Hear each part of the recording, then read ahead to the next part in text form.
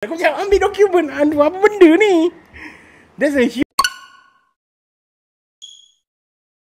Assalamualaikum dan juga salam sejahtera. Hai, kembali lagi ke Zah Vlog. So, hari ni kita nak buat sedikit review tentang sebuah filem terbaru di Astroverse, iaitu Sabda Kekasih. Filem ni diarahkan oleh Azhari Zain dan juga diterbitkan oleh Arya Zafri dan juga Wawa Zainal. Dan mereka berdua merupakan peneraju utama filem ni. Diorang adalah pelakon utama dalam filem ni. Mengisahkan tentang Bukhari, seorang pemain seruling yang berpura-pura sebagai seorang buta untuk mendapatkan duit lah. Okay? Sebagai ni lah, macam ada orang bayar masa dia buat persembahan kat tepi jalan. Okay? Ada orang bagi duit kat dia kan, sebab dia buta dan main seruling kan. Sampai satu hari tu dia terkantoi dengan watak yang dimainkan oleh Wawa Zainal, iaitu Kasih ke Murni Kasih kot nama dia.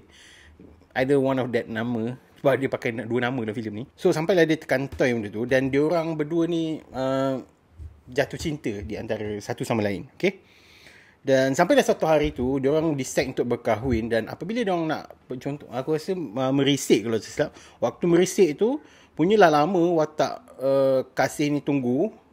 Tak sampai-sampai si Bukhari. So, ke manakah hilangnya Bukhari dan apa yang terjadi sebenarnya ni, korang kena tengok filem ni. That was it. Okay, that was basically it, tanpa menyentuh spoiler. Apa yang aku boleh katakan tentang filem ni, keindahan sebuah filem itu tidak dapat menyelamatkan kesilapan sound mixing filem ni. Kehebatan pelakon veteran, okay, tidak dapat menutup plot point yang penting dalam filem ni. Okay? So, apa yang aku boleh katakan, okay, sejujurnya lah, okay, jujur aku bagi tahu kat semua subscriber semua.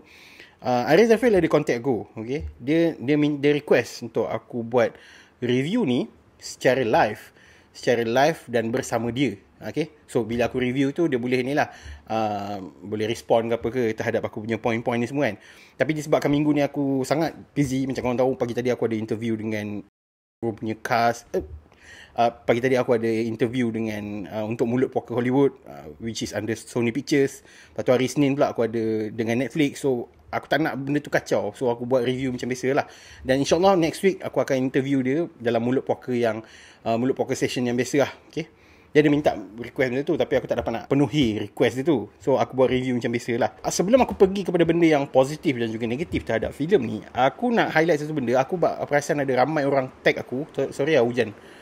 Ada ramai orang tag aku dekat satu post di mana dia merakam reaction penonton semasa menonton filem ni, Sabda Kekasih.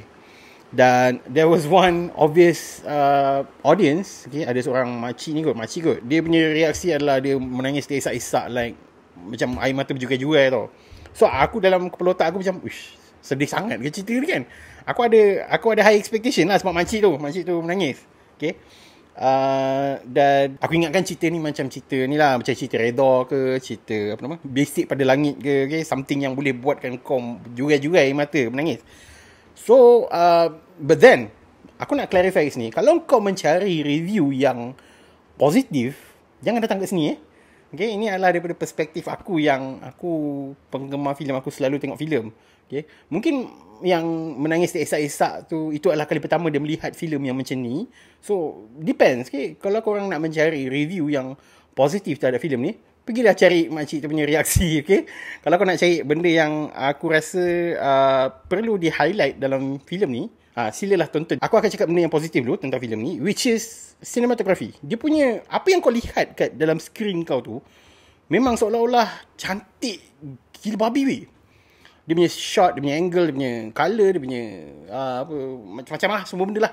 Okay, lighting semua kena. Okay, macam seolah-olah macam cerita Arab. Cerita Arab tau. Okay, color grading semula A+.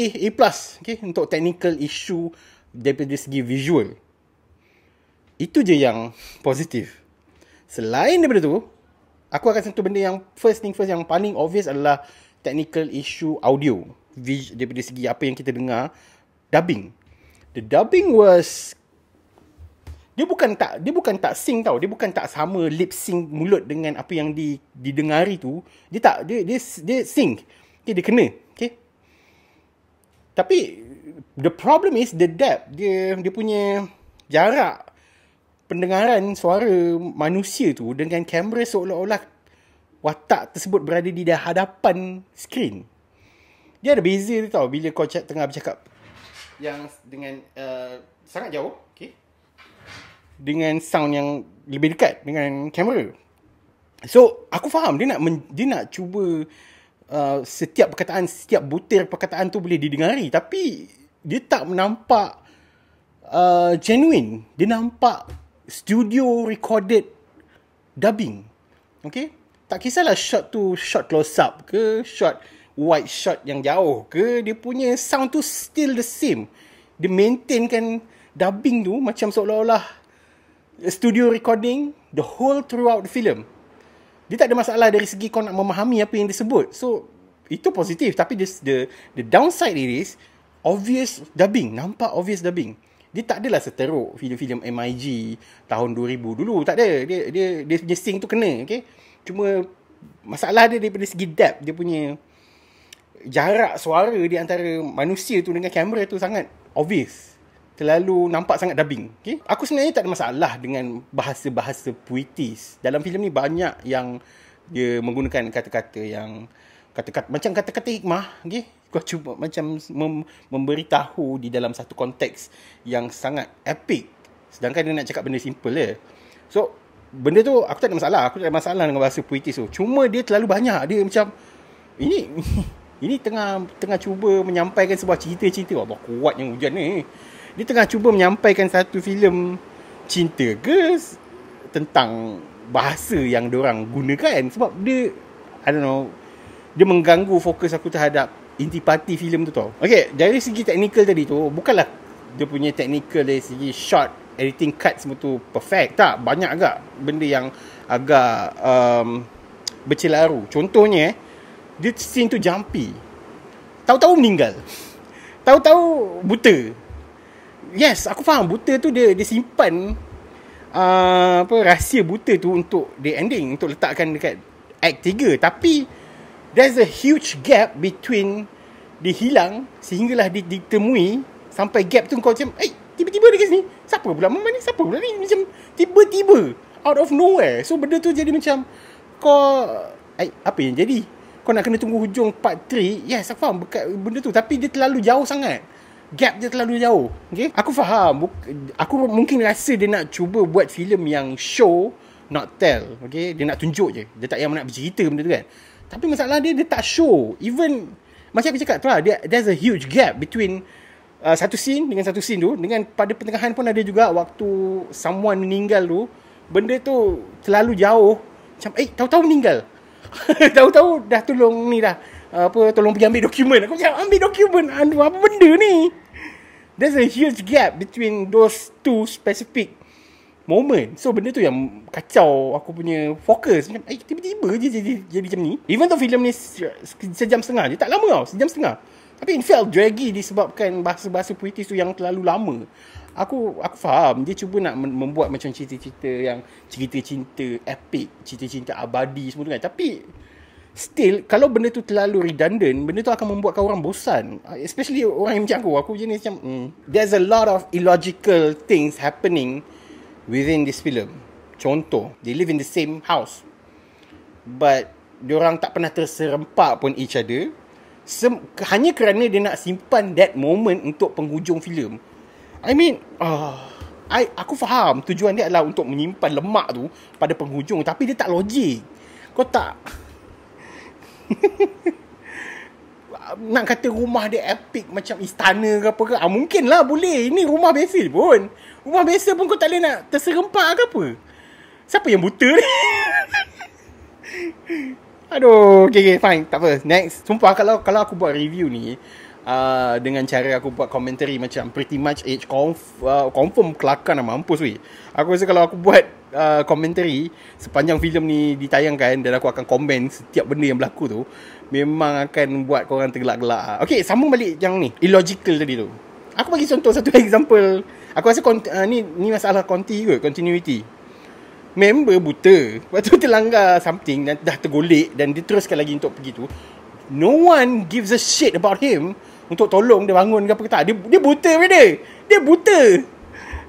Dengan bapa dia pun teruskan memandang anak dia dengan satu moment yang agak confused. Musician pun belakang masih memainkan lagu. Brother tu tengah jatuh. Aku macam apa benda ni.